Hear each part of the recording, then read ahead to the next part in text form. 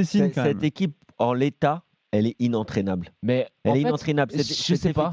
Cet effectif est inentraînable, à part si tu arrivais à mettre Guardiola, mais je vous dis tout de suite, Guardiola, peut-être qu'il sera libre avec cette histoire de Manchester City. Guardiola, il va faire comme au bowling, ouais, il va faire un strike et ils vont tous dégager, ils vont Ils pas vont tous comprendre ce qui leur dégager arrive. pour reconstruire un Voilà. collectif.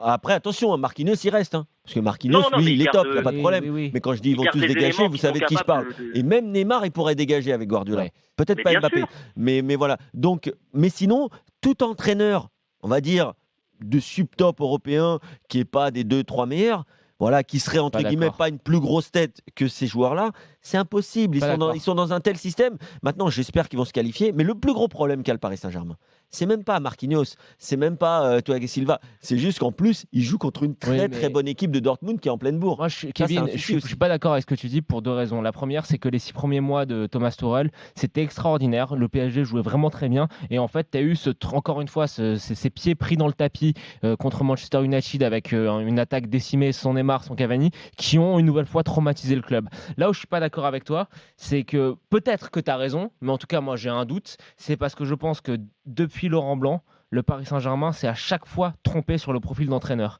Ils ont misé sur des entraîneurs qui ont ce profil un petit peu, comme tu aimes appeler, scientifique du foot.